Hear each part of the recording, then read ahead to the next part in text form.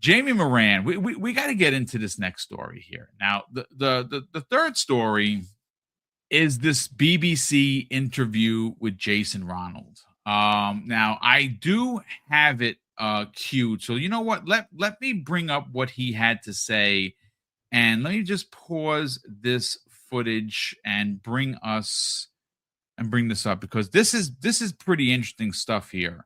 I didn't know he was being interviewed, and I do like Jason Ronald a lot. Like I said, I had an opportunity to kind of, rub elbows with Jason multiple times. We talk in DMs from time to time. I've never gotten any like super behind the scenes information because he's can't tell me anything. But I want to bring that interview in. So let me just bring this full screen, ladies and gentlemen, and I want to get your thoughts on it because again, it's very interesting what he had to say, and I want to get your thoughts on this. So let's play this right now. Let me just make sure. Let me cue this up, folks, and we'll make sure that we're good to go. Let me just bring that full screen so you can check. We're gonna hide me and Jamie just for a second so you can check out the video. This is from the 4-minute mark. It's the video is 6 minutes and 33 seconds, but the most interesting part of this interview is the last 2 minutes and 33 seconds, which you're going to hear. Next to by tethering this to my phone. I'm playing this over the internet. That's pretty cool. And you can play all sorts of games on Game Pass, not just new ones, but titles as old as the original Xbox console too. Great games are timeless, and I think we not only feel a need, but also a responsibility to preserve the games from the past and enable them to be played in entirely new ways. Any chance, just for child me, would be so unhappy if I didn't press you on this point, Are you going to bring more original Xbox games to Game Pass in the future?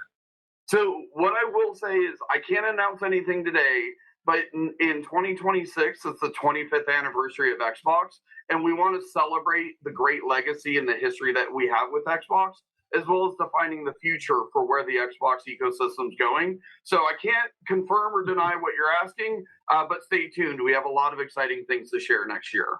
There you go, ladies and gentlemen. Let me bring Jamie and me back in. Okay, let me just set everything up for us here. And I want to talk about this because, Jamie, this is... Look, I think everyone in the chat here knows that 2026 is going to be a party from the first of the year to December 31st. And it's going to be a party not just because of the 25th anniversary banner that Xbox is going to be able to be touting, right? There's a lot of anniversaries happening that specific year. More importantly, the two that jump off the page are, Master Chief Cortana and Combat Evolved will be celebrating its 25th anniversary as a game and franchise. In the same year, you have the 20th anniversary of Gears of War, which of course will have a new title in the series, and that's Gears of War E-Day. But on top of that, you also have, of course, Playground Games releasing Forza Horizon 6, and they're going to Japan. And look, I got to be honest with you folks, and I'm going to nerd out here because this is an Xbox show. I'm an Xbot. I don't shy away from being a fan of the brand. And my God, if you just walked away and those are the only 3 games you got next year, I'm sorry to say it would be a giant W. Because you're getting the trilogy, you're getting the trinity of when you look at the trinity for like DC, for instance, it's Batman, Superman, it's Wonder Woman. Well, I think that the 3 franchises that are still considered some of the best in the business is Halo, Gears, and Forza, and I'll fight anybody that tries to besmirch that. They're important franchises, and you know what's crazy? All three of those franchises are launching into Xbox Game Pass, and even more insane is they're going to be on every console, including PlayStation 5 at some point, which is even more bonkers. But that's not where 2026 starts and ends, Jamie Moran, because we also know that Modern Warfare 4 is happening. We also know, thanks to a leak from someone's LinkedIn, that NXIL's Clockwork Revolution could also be dropping next year. Hell, we may actually see that next freaking month, right? Because we have the Developer Direct happening in January, a little bit over a month after the Game Awards. And then, of course, there's still State of Decay, right? We don't know what's happening. Could that release? Maybe, maybe not. Fable. Now, I know that Colt Eastwood and several others have heard 2027. I have not heard, but I also have not been actively trying to get information on the game. I think that if it comes out, great. If it has to be delayed because they want more time, awesome. But just based on what we know so far, the game was supposed to come out this year. They needed more time. Nate the Hate broke a story last week that the first half of 26 is going to levy the Playground Games Forza Horizon 6, which leaves the other 6 months of the year for the Fable team to finish the game. So they have a year literally from where we are now to finish the game. I don't know how far in development they are, but from what we've seen, it looks amazing. But just getting and trying to pick apart what, of course, Jason Ronald had to say, we know that they're going to be it's going to be a celebratory year. And the question that he asked from the gentleman from BBC, he asked a really good question. I don't know if I would have asked this, but I'm glad he did, because he talked about backwards compatibility. Now, we know that for the next consoles, that AI is going to play a big part in bringing all of the Xbox library, not just a few select titles, all of their games, and they will all be playable. I think we could see the return of several older franchises and again, one of the ones that jump off the page for me, and Chad, I'll ask you and I'll ask Jamie in a second. One of the franchises from the OG Xbox that I think not only could do really well in this gaming age that we're in, especially when you talk about gas games, talk about service-based games, Crimson Skies jumps off the page for me, because that game had a multiplayer, it had a single-player campaign, it was awesome. Still looks freaking amazing, right? Jamie, again, what Jason Ronald had to say, even though it was vague, it did, at least for me, invoke excitement for next year. They have a lot of big plans. He couldn't reveal what those plans are. Maybe we'll get some of what they're going to be doing in 26 at the Game Awards. It's possible. And one of the things for me, and until I'm proven wrong, I still think that there's going to be a console next year. And I don't know if it's the Xbox console that's been pushed up or not, or the OEM device, it's a partnered device. I believe it's going to be Asus or Asus, however you want to say it. And I do think that that's next year. That could be a preview into what Magnus is going to be in 27. Jamie, I want to get your thoughts on what Jason Ronald had to say during this interview from the BBC. If I remember correctly, wasn't he asked if more OG Xbox games are coming back? He did. Right. So if you go back to the 20th anniversary of Xbox, they put out, I think it was like 80 like backwards compatible games out there. And that was after we were told for like 2 years that there weren't going to be any more backwards compatible games. If you look at next year in general, when it comes to new games, you have, Fable, Forza Horizon 6, Gears of War ED, Halo campaign evolved. Like, incredible. At the least, like, next year is looking really good, right? Most of the games that came out this year were actually announced this year. So like if you look at next year, it could be bloody jam-packed, right? But with them doing the whole 25th anniversary thing, what if we're getting another big batch of backwards compatible titles? Like, there's a lot of titles people have been asking for. If you look at the Activision back catalogue, and I know every time I mention this, by the way, people will say, but what about licenses? It's implied, right? We cover gaming. It should go without saying, things like licenses need to be solved. It goes without saying. But there's tons of games that could be backwards compatible that aren't. Singularity, right? Fantastic game, by the way. If anyone has never played it, it's kind of like BioShock is the best way to describe it, but with time manipulation powers. Like, why isn't that Yes. backwards compatible? I always mention the Transformers Cybertron games, right? Oh man, both of them Hasbro has amazing. mentioned multiple times they want those games to be backwards compatible and in Game Pass, right? So like they know the value there, right?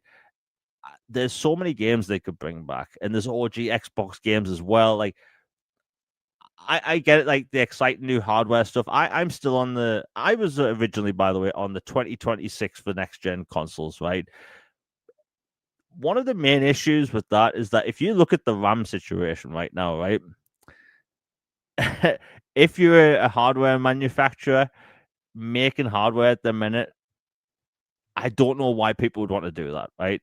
Like, look at the Steam box, right? We saw what Linus Tech Tips said when he went to Valve. This thing is going to be expensive, dude. Yep. Yeah, like he mentioned to Valve, like, "Hey, this is going to be, console price." And people in the room were like, "Well, what do you mean by console price?" And Linus said, "Oh, around $500." And apparently there was just silence in the room, right? Because RAM is expensive. I put it like this, right? I was looking at buying some RAM for my PC. Not some fancy stuff, because my PC is an editing rig. I just use it for video editing and one or two video games, right? So this RAM was around £48, right? I didn't buy it because there was meant to be a sale on. I went to buy it the other day, this very specific RAM for my PC. It cost £158. Whoa, dude, that's $100+ more than what you were originally pound you were going to originally pay for. Yeah. And one of my friends that bought £100 RAM about a year ago, it costs almost £400, right? So like this RAM issue is really going to affect hardware. Like, a lot of people don't know this. Do you know there's only 3 companies on Earth that actually make the modules for RAM? And one of them is only going to make, like, I think from the second quarter of next year, they're only going to make RAM modules for companies that invest in AI, right? So that means you're going to have 2 companies that are making RAM modules for consumer electronics products. So like that's one of the big. Like, I'm surprised that ROG Xbox Ally even exists right now because of this RAM situation, But like I'm on team 2027 now for that, and I think 2027 is fine for a next for the next generation. But like next year for video games, it's going to be big. Like, think about it, right? In a year, we're going to get I know it's the Trinity, Forza, Gears, Halo, right? That's a big year, right? Yep. In fact, I can't remember any other time where Microsoft may have had that many big titles out in the same year. But like this year, really good year for them. Next year, looking really damn good. And look at the software side of things. The dashboard alone has came a long way over the past few years. More interactive stuff on screen. You can mess around with everything. You can like it tells you now on the dashboard, like what were your previously played games. I use that thing all the time, right? I think that next year hardware is not going to be a talking topic at all. I think it's all going to be out games, right? And that's a good thing. Backwards compatible stuff, new games, all that stuff. I think it's going to be a very good year. But like hardware, I can't see hardware in the conversation at all for next year, especially with the RAM situation. And plus, look at this generation in general. This generation started off pretty slow, because we're all stuck in the house. All these studios, everyone was stuck in the house. So, like, all the games we got in 2023 and 2024, we originally should have got like a year or two beforehand. So, like, this generation's been weird, and I think it's fine for 2027 for a next gen console. Next year, I'm excited for the games, man. Like Halo Combat Evolved remake, we're getting brand new, we're getting brand new missions, and I think that's super cool. 3 of them, as a matter of fact, with Sergeant Johnson, which has me very excited. Yeah, and that's going to be just so fun to go through. Gears of War ED, right? Back to basics, linear, third-person shooter, going to have some horror elements. It's going to be gritty, dark, grimy. That's what Gears needs. And Forza Horizon, people have been wanting Forza Horizon be set in Japan for a very long time. So like that's my take on it. So backwards compatible stuff, and just Microsoft pushing these first party titles more. And remember, we've been talking about this Fallout 3 remake for the longest time. If it doesn't happen this month, which I'd be shocked if it doesn't happen, let's be honest, we know what's happening next year. Clockwork Revolution, that was announced with gameplay, right? So I'd be shocked if we don't see that next year as well. 2026 is going to be all about the games. At the end of the day, that's what we all care about. Yeah, I mean, look, it's going to be a party time next year. It just is. Look, if you just take a step back, this is an Xbox channel. But if you want to be fair, next year as a whole, gaming is going to be incredible, right? Wolverine is coming out for PlayStation. Soros will be out for PlayStation. Obviously, they'll have MLB The Show. We don't know what else they'll add to the their list of games if they'll have anything ready.